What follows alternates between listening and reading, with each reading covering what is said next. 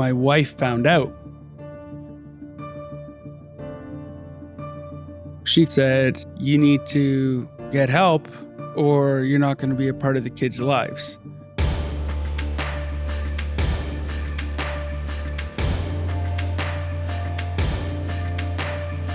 This is not the life you were meant to live.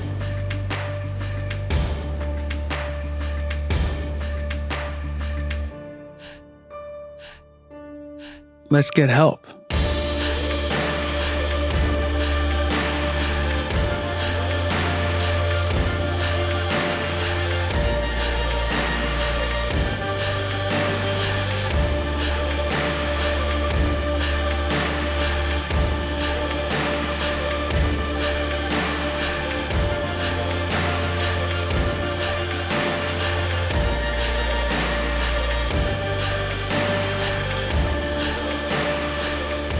Welcome back to Repurposed. I am here again with Dan. How you doing? Good to see you. Just gonna buzz past that. It's gonna be. I hate intros. So I got a quick thing that I want everyone to know. We're now going with audio versions on our podcast as well as video versions. So if you'd like to hear the audio version of Dan's full story, that's going to be up on Spotify and YouTube now, wherever. I'll put the link up on screen. But I decided we're going to do a little something else as well, just for the video aspect, because I think it's important to be able to see the person who's kind of sharing as well. Give everyone a chance to get on camera and share a little bit. So again, Dan, thank you for coming by. You're welcome. We are shooting today from California, which is kind of cool. I like that when I got this idea for the podcast, I didn't really know. I didn't know how it was going to go, but I think it's really cool that like the first video I shot was in Montreal, and then the second video was in the Cayman Islands, and now I'm in California, which is nuts to me. Over the place. Going big, going big. Anyways, Dan, I just want to ask you, I got a question for you. So one of the things that we talked about when we talked about your full story and we went in depth to that, there were so many times that you used and you didn't tell your family, like you didn't tell your parents or you didn't tell your wife during that time that you are basically living this second secret life. Like what's going through your head? Like there must be some sort of there must be like crazy anxiety that comes with that. And like, I know I've had similar things where, you hide something from someone and it sucks. And you're always in constant fear of like getting caught. You know what I mean? And do you feel like that fear of getting caught created more anxiety that like maybe drove you to keep doing drugs? Yeah, I'd say for sure. I think, like when you're doing that, like you convince yourself, especially like the relapses, you convince yourself, oh, it's just going to be one time and then I'm not going to do it again. But then you do it the one time and then you keep it a secret. And basically you convince yourself in your head, that if so-and-so finds out, if my wife finds out, if my family finds out, I'm going to lose them. I'll lose everything. And then that actually drives you, because of that shame and that guilt, it drives you to keep using, because it's a constant state of fear. You're constantly thinking about it. And then, your mind goes, oh, I know what'll help you stop thinking about it. Get high again. Yeah. And so you get high to get that out of your mind. But then you just feel worse because you got high again and you didn't commit to what you thought you were going to do just the one time. So it's just like a vicious cycle, and you just keep having that thought, right? You keep thinking, oh, I'll lose everything if this comes out. And then because you're thinking it, you just want to keep getting high. Yeah. Your thoughts drive your actions, and then your actions give you the same thoughts, and it's just like a circle. Yeah. That's really unfortunate. And I mean, we have different stories when it comes to our addictions and whatnot. So I don't necessarily understand everything that you would have felt. Like, I've never done heroin or some of the other drugs that you've kind of messed with.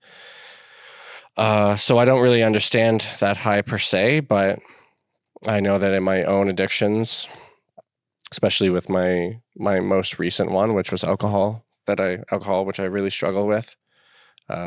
I know that you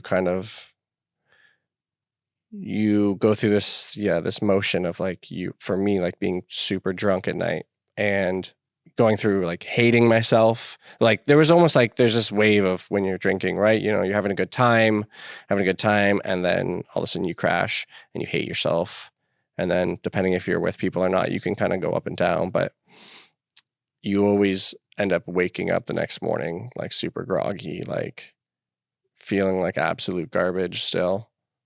But you're now with a sober mind. It's almost like that sober mind is more unfamiliar or less familiar. You know what I mean? Like, you're so lost in your addiction that it feels more comfortable to be in your addictive state than a sober mind. Yeah, for sure. Yeah, I don't like that. I know that, like, for me, I definitely felt completely, how do I say this? I felt way more comfortable being drunk than being sober. It felt like you said originally, like when you were younger, half the reason you chose drugs in the first place is you just didn't feel a certain level of like acceptance, and you wanted to like rebel against that and do your own thing and fit in, and so you do that and ends up, well, it bites you in the butt, I guess. Yeah. Yeah. It's fun and games at first until you're addicted and need it, and it ruins your life. Yeah. So when I was in my addiction, I would literally like cry myself to sleep so many times, so many nights. Either cry myself to sleep or pass out from the alcohol, or one of the two, or both somehow, you know what I mean? And sometimes I would literally prefer that. I would prefer wallowing in my own self-pity drunk than going to sleep sober, because I feel like when I went to sleep sober, I was forced to like think about my actions, which I didn't want to do, which again, just circle of addiction, and it keeps like going. You obviously you had slips of addiction during your marriage. How did you get to that, sober? How did you make that sober conclusion that you're not doing this anymore? Because you're already so far, you're still in your addiction basically, but you're married and you have this potential of losing your wife and kids. Like, how did you make that sober choice? Be like, this is it, I'm done. So for me, it wasn't. I wasn't in a sober state. So for me, I decided every time I wanted to quit, right? Every time I said, this is the last time. And like, I was convinced in my head, it's going to be the last time, but I kept it secret. It's like, even in NA, how they talk about, you have to admit you have a problem. So it's like, I never admitted it to anyone. It was just myself. And so for me, the choice came when my wife found out. I didn't admit it, but I did a P test for her, which is basically like admitting it, Yeah. And at that point was when, she kind of gave me an ultimatum and said, you need to get help or you're not going to be a part of the kids' lives. And then I was still high, but I'd say when she found out, it instantly sobered me up. Yeah. I felt sober in the moment. I didn't feel good when that happened. And so at that point, when she said that, was when I decided, okay, enough's enough. I need to get help. I need to deal with this. I can't lose my kids, basically. I already thought I lost her. She said that I lost her, but I wasn't willing to lose my kids. So that was when I made the choice. Mm-hmm. It's good you made that choice. And you feel that since you've been here,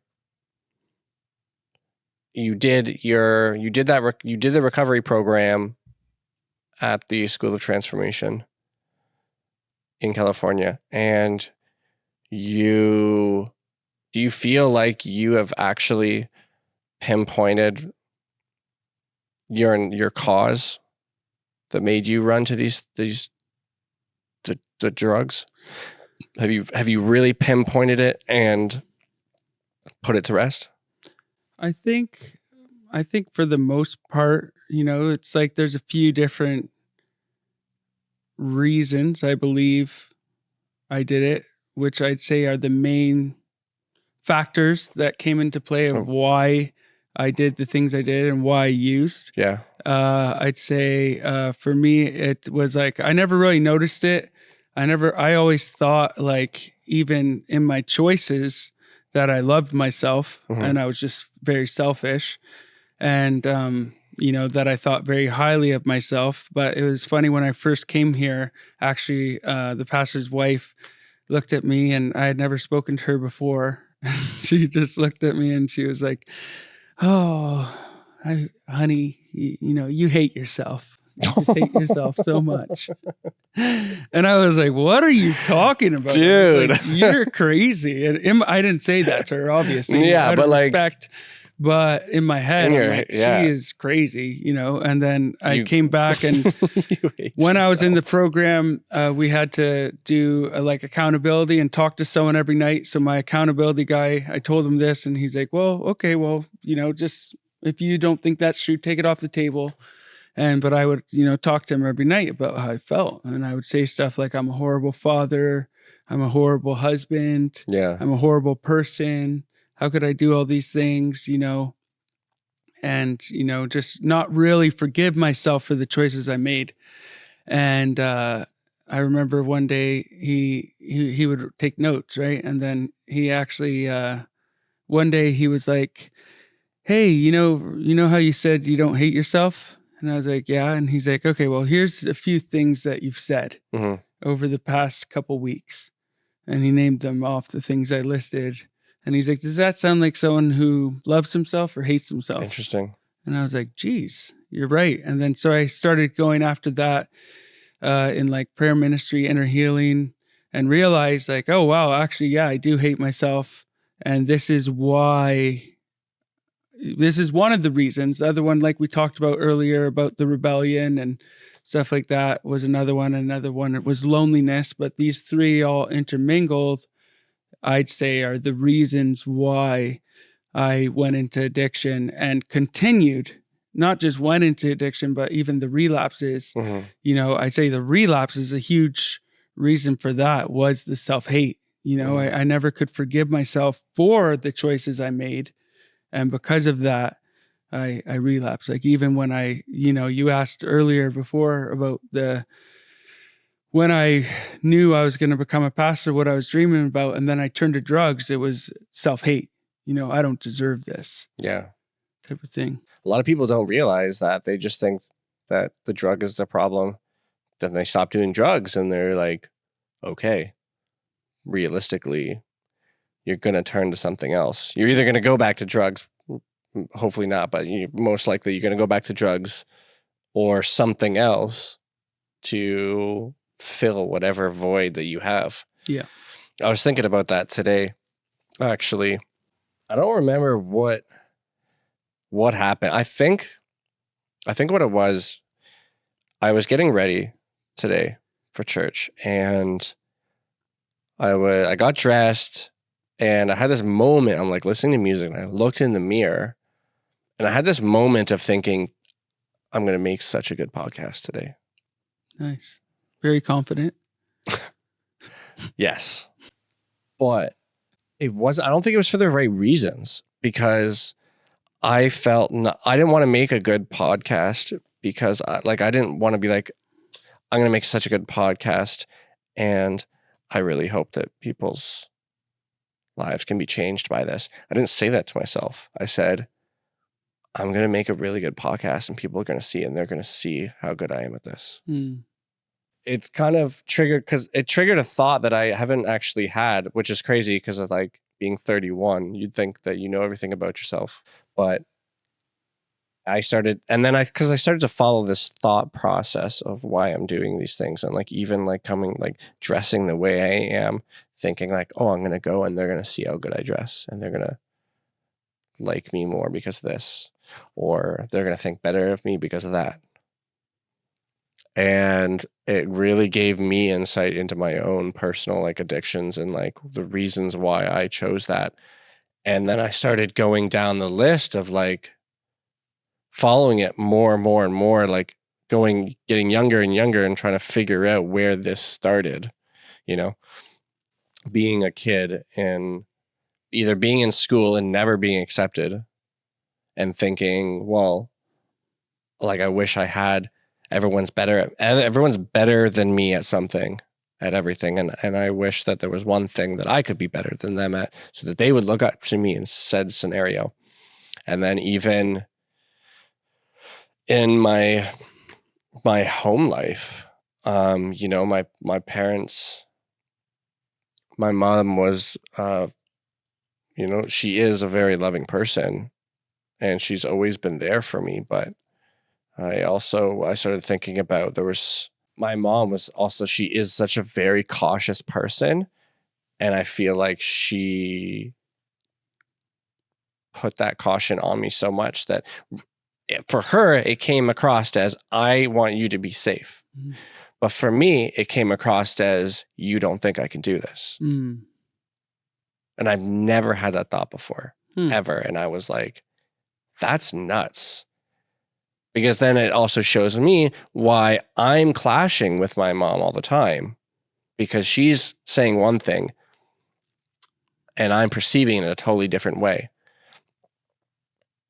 And and then I related that to my recent addiction with alcohol. And I saw the exact same thing in my last relationship where I was trying to prove something to this person. I was trying to prove that I'm good enough, that I'm better than other people at certain things. And I even would find myself in competition with her, which was pointless. But I'd find myself in competition with her, and then she would notice that. She hated it. And then I feel like eventually it just became this competition between both of us all the time. And we would argue. I'd get pissed. I'd go out and drink. It's crazy that this is like, I started this and I was like, this is going to be a podcast about you. And I'm sitting here talking and I'm like, dude, I need some therapy, man. Holy. But it's cool because it's just, you know, being 31 and learning something new about yourself is weird. Yeah. You know? We talked about this. We're the same age, or you're a year older? Year older. Yeah. And so when you entered this, when you came to California, you were how old? 28 or 29, yeah. Which is, for you, like, again, like being 28 and learning even more stuff about yourself that you think you know, or you think you have down pat. Like when you were entering the recovery program again, did you ever have a sense of like years lost, or like you missed out on a bunch of stuff because you just spent the last, say, 15 years glued to an addiction? Do you ever? Not really, I would say. I feel like sometimes I think, oh man, I wish I got it earlier. But because of how like my relapses happen, it's not like, so, you know, it's been like probably, yeah, like 15-year journey now. But every time I get clean, I stay clean for a long time, which used to scare me because I'm like, okay, if I can stay clean for that long and then relapse, what's to say it's not going to happen again? Yeah. Right. So that used to scare me, but yeah, I'd say for me, sometimes I feel like, oh man, like what if I had gotten this earlier? I could have saved myself and my family so much pain and heartache.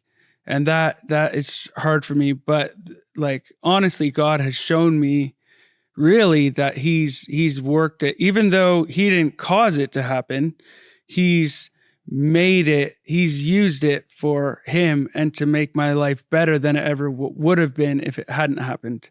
I feel like, so it's like every time it's like, okay, if I hadn't went through this, like even the last time I was pastoring and I thought about it, okay, what if I hadn't went through this addiction, hadn't relapsed? Well, if I hadn't relapsed, I still had other secret sin.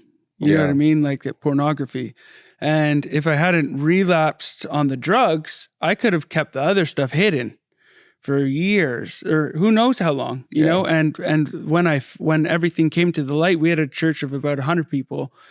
What's to say that we wouldn't have had a church of a lot bigger church, and a lot more people got impacted. My kids would have been older.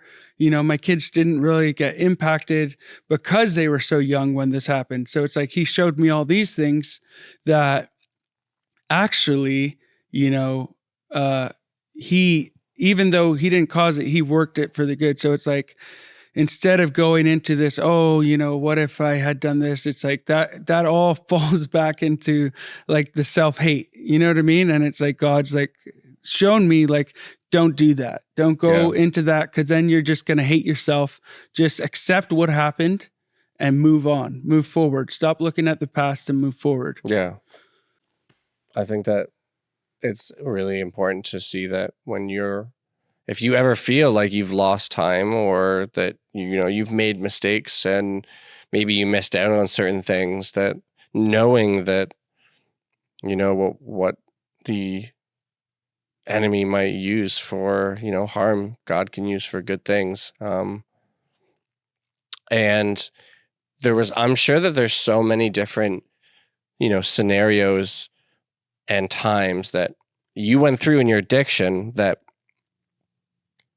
if you didn't go through those things, and I'm not justifying it, but if you didn't go through those things, you wouldn't have certain knowledge that you do today. Exactly. Which, like, maybe you meet, like, okay, so for example, you have a friend right now that's going through a similar situation. Yeah. If you would have finished the Teen Challenge program and never had a slip up, you would not be able to relate to him. Yeah. And honestly, I think what he's shown me is, like I told you when I was in Teen Challenge, how badly I judged people. Yeah. I judged them and I said, oh, if they relapse after knowing God, they're going to hell. There's no chance for them. There's no way they ever knew him. And I judged people like super hard, right?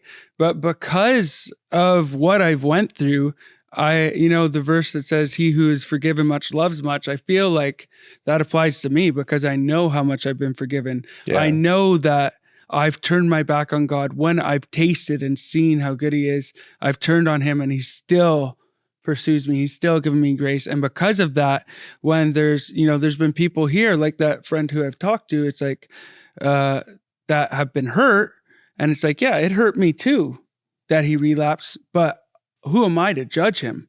You know what I mean? I did the exact same thing. And because of that, I feel like I'm able to have a lot more grace on people. It's like, I don't want them to stay there, and I'm going to encourage them to get out of their sin, but I'm able to see them and see even the pain and the things that put them there rather than seeing the dysfunction itself.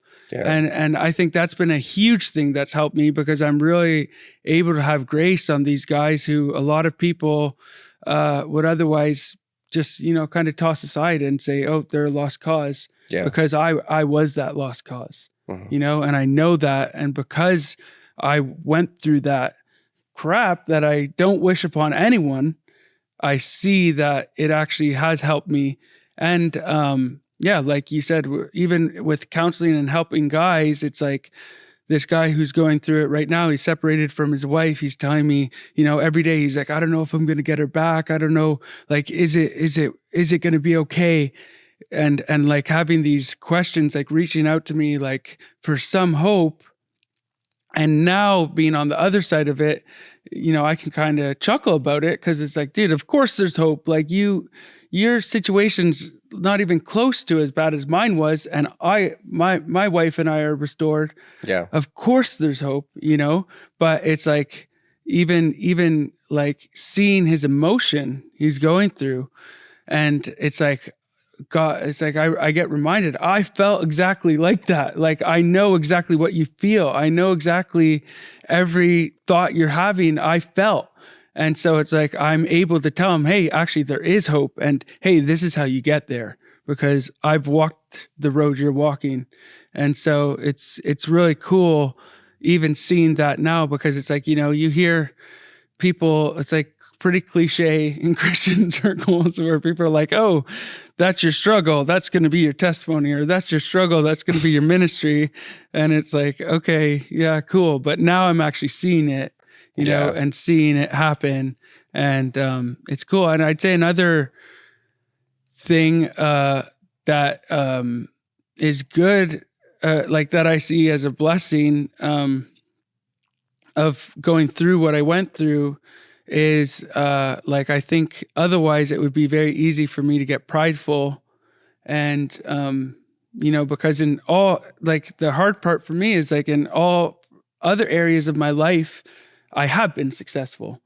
So it's like, this is the one area that I haven't been. And it's like, I wouldn't say I'm a perfectionist, but it eats me up. You know what I mean? It really bugs me that it's like that this is a struggle, but it's like, okay, this is the area where I really have to rely on him to help me through, because it's like, I've proven time and time again that I can't do it on my own. So. Yeah. Yeah. I know that, like, when I went through the Teen Challenge, I feel like when I went through the program, I was way more like optimistic.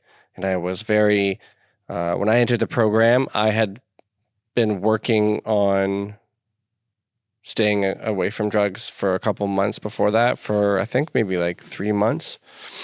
And I had been going to like church and like Bible studies and stuff. So I was like fairly connected with God, or I feel like at that time I was. And so when I entered the program, I remember like, I remember to this day, people that were currently in the program, when I walked in, they saw me and they were like, this guy's a crackhead. He's a heroin addict for sure. Because I walked in and I'm like 105 pounds. And, I'm pretty sure, I had like, my head was shaved before I went in. I'm pretty sure I shaved my head just before I got in because they told me they were going to cut my hair anyways. But then I came in and I was just like talking about Jesus all the time, and they were like kind of thrown off by that. But I think I went in being like really prideful, thinking that I was going to be helping them. Yeah. And like not worrying about my own problems. I was just going to help these guys because, hey, I know Jesus and maybe you don't. Whereas now I'm like, as selfish as it sounds, I'm like, I don't care about you guys. I need my help. Yeah. And like, you guys get your help and that's great. And I'll do what I can if I can. But I am so messed up right now. And I know it, that I desperately need help. And I need like, therapy and thanks. Appreciate it. But there, and I don't have that prideful side anymore. It's much more like, humbling to know that I screwed it up. Yeah. I screwed it up huge. I had, like you said before, you felt that you had everything. Yeah. You had the wife, you were doing well with your finances, you had kids, and you screwed it up. And I feel the same way. Like I had. I had a job that I made excellent money. I had someone in my life that is a very caring person. And, and we obviously didn't work out, but in the beginning of our relationship, it was fantastic. I love this person. I still love this person to this day. Like she'll always have a very special place in my heart, and I'll always like go to the ends of the earth to help her if needed. Yeah. But just tweak my neck again. Okay, maybe I won't go to the ends of the earth. I was like, no, you won't. Yeah, I know, right? I was like, you liar. You get for that. But I felt like I screwed that up. You talked about, we talked about on the audio version, we talked about like seeing people's faces and the devastation that you cause people, and then you see their faces and it's like their face is like, what is that called where you brand cows? And I feel like, I don't know if there's a special term for that or not. Where you burn them? Yeah. I think it's branding. Yeah. So, those faces that we see that haunt us are like branded in our memories, branded in my memory. And like one of the, you shared with me a couple of your moments where you had to witness your parents look at you with just, I don't even know how to, like, just that I don't want to give up, but I'm giving up. Like, I don't know what to do. Yeah. You know what I mean? Obviously, your parents never gave up, but they got to the wit's end where they would physically had no idea what they're doing. Then you had to watch your wife give you that same look. Yeah. Probably the worst memory. I've done a lot of stupid crap in my life, and I've hurt people and I've been hurt, but I think one of the worst faces that are stuck in my head and the worst moments is like me and my ex broke up like 2 weeks before her birthday, and then parents were here, her family was here, came for her birthday, which was prearranged like way before. It was just really bad timing. And yeah. And they went out. I was working for her birthday. They went out on her birthday, and they went out and they went to dinner, and, they're trying to obviously help her through the situation. She's not happy. She's not enjoying her birthday. We just broke up. This is not great. So they end up just getting absolutely plastered. And I was working. They stopped by my work at the end, and, it was a little awkward, and not awkward. That it was just, I don't want to say it was awkward, but it was just awkward. Hard. No, I don't mean, because it wasn't that it was awkward. It was just hard. Yeah. And I drove them home that night, and I remember getting out of the car, and I walked around, and like, she's very drunk at this point, but she's sitting in the car, like watching me come around to like help her out. And she refuses to get out of the car and go into the house. Because that house for us, where we were, is just at that end of our relationship, is just, there's so much pain in that house, and there's so much negativity in that house. And it was like the worst place for us to be and the worst way for us to end.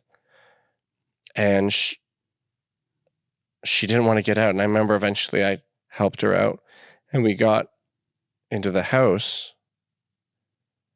and I had to, she looked at me with like looked up at me slowly. And it was this face of like, how could you do this to us? How could you let this happen?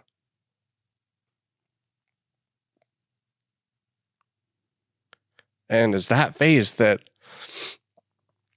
makes me like hate myself. Mm-hmm.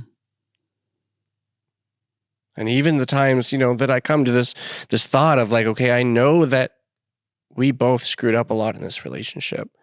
There's so much in me that just says I should have never texted her because I would have saved her a bunch of hurt.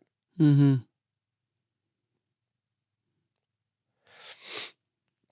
And I can't figure out how to get that face out of my head. And I know you talked about, you have to like forgive yourself. And you had to go through that. Yeah. And I just don't know how to do that. Because I feel like I just don't feel like I deserve it. Mm-hmm.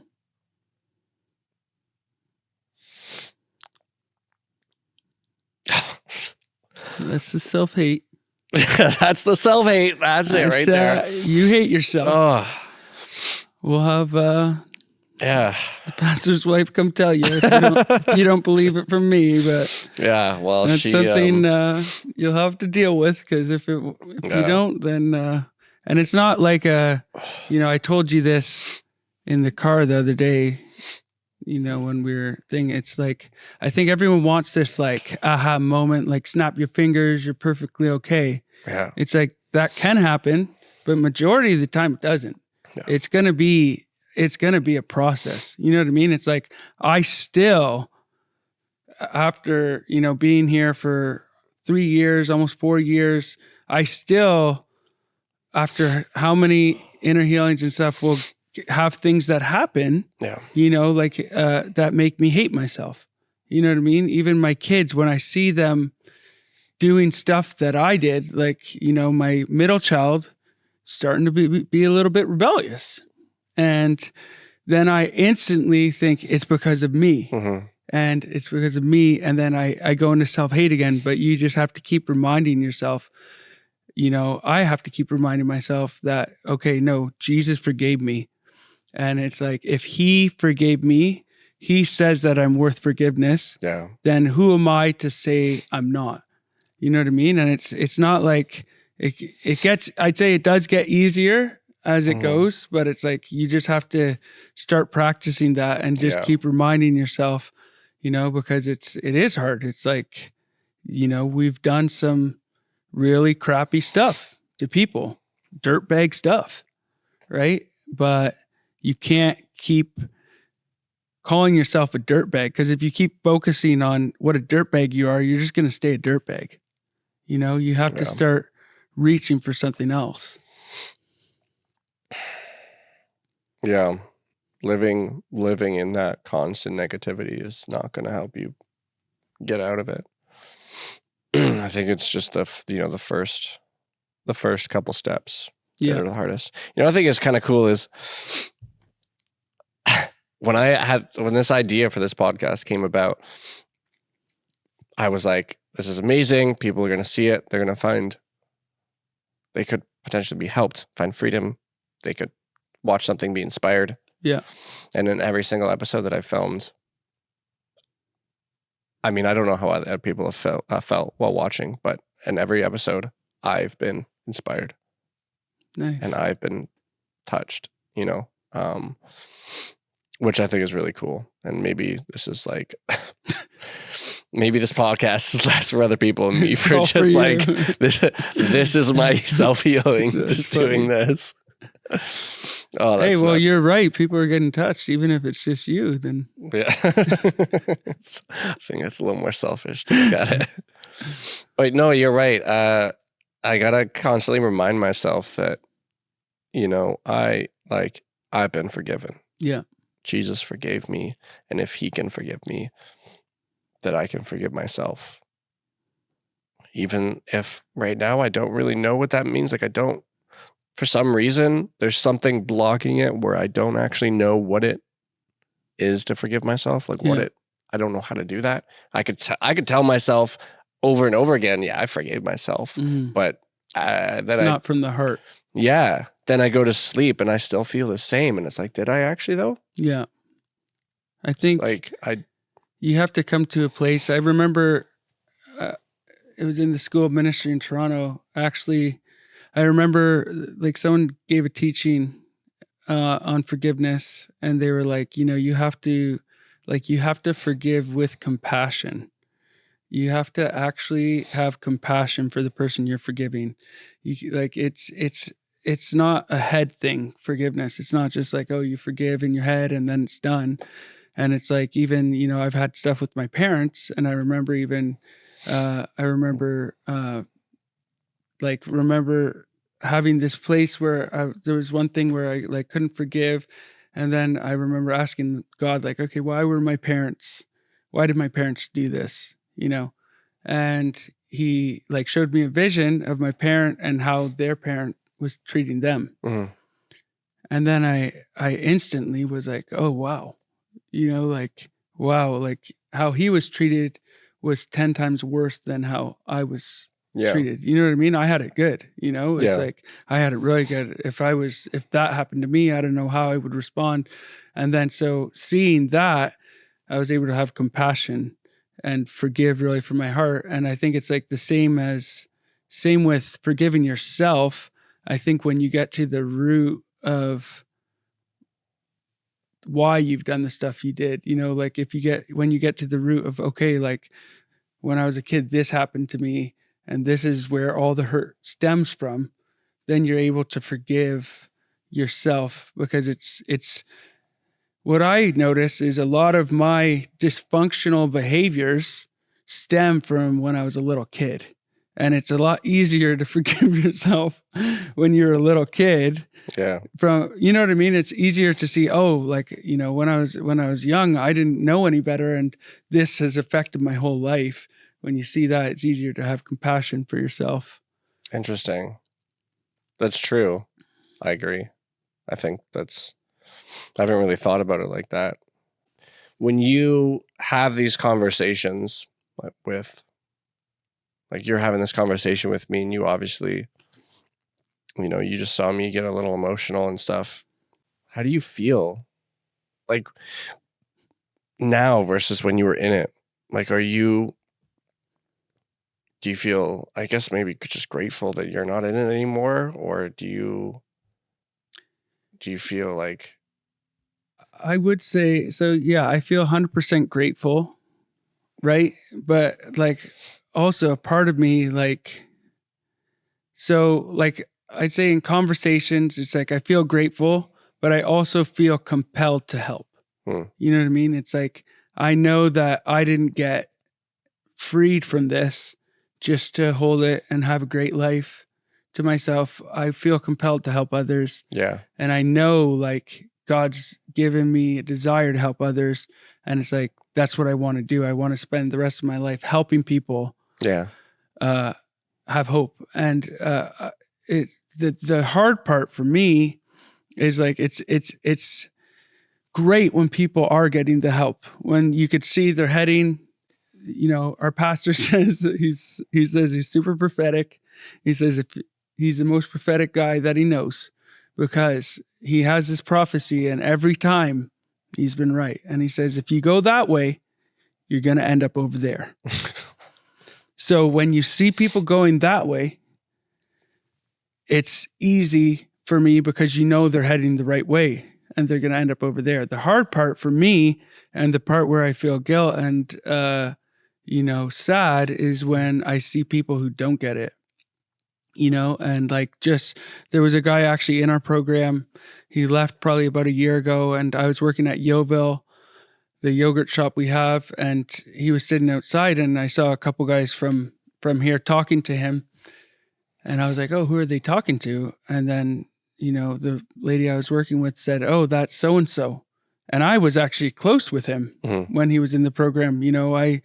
We went on trips to Bethel together, and, I talked to him a lot, and I was like, that's him. Like he was all beaten up. He had no shirts, no shoes, homeless. And it was heartbreaking. It was really heartbreaking. And it's like everything in you just wants them to get it. You know what I mean? It's like I was begging him. I'm like, dude, just come back.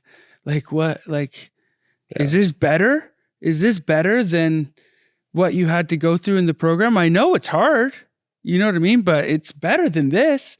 And I think for me, there's like that, I don't know how to word it, like guilt, or like, why do I get it? Why am I blessed enough to see recovery, but he's not? Yeah. You know what I mean? And it's like, it's heartbreaking, because it's like, you so badly want them to get it. You know what I mean? It's like, if I could take his place so he gets it, you almost, like, I almost would do that. You know what I mean? Because it's like, you want them to get it. And it's like, so for me, that's the hard part. Like, when they're not headed the right way, and it's like, then you feel that guilt, like, why me and not them? Yeah. That's a really hard feeling to go over as well. But you have to be, I guess, remind yourself that everything does happen for a reason. Yeah. Because I know that even like when you told me about your friend who passed away from an overdose, and like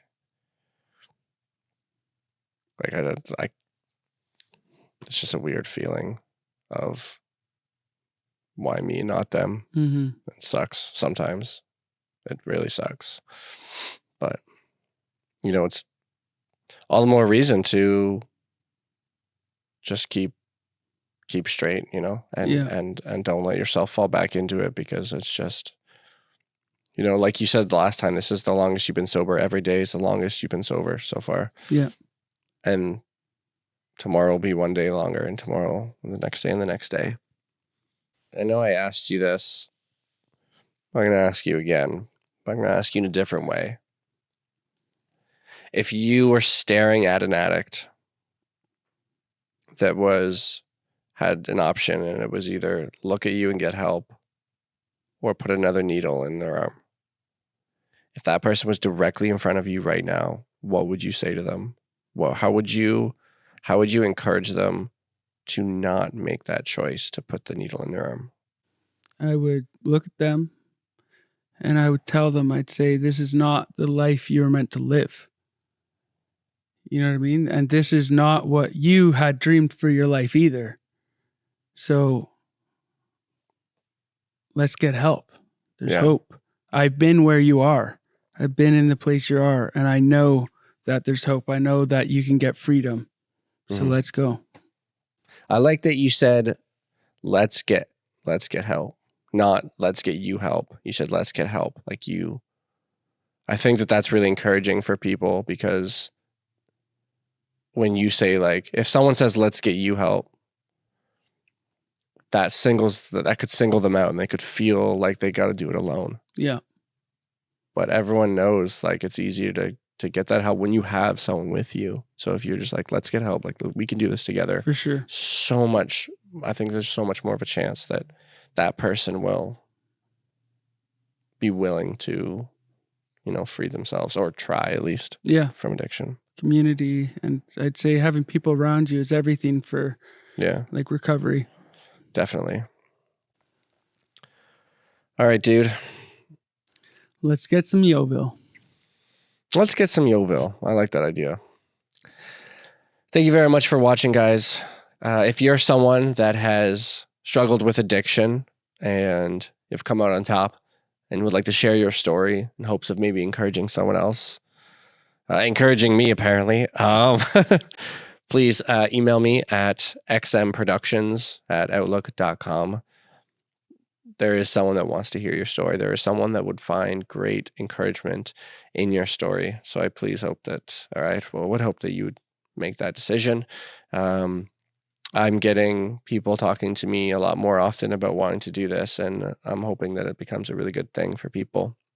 Dan, thank you very much for taking the time out again to do this. Thank you. If you want to hear Dan's full story, that is online now. His full, the video is almost an hour and a half long. We get really in depth with his story, which is it's really incredible. The different things that he's gone through and been able to come out on top. The audio will both be on YouTube and Spotify. Maybe after this, I'll put it on another platform as well. Who knows? But for now, I think I'm just going to work on YouTube and Spotify. So please check that out. If you have any other questions, you got the email. And for now, I guess we're going to sign out. So thank you very much. See ya.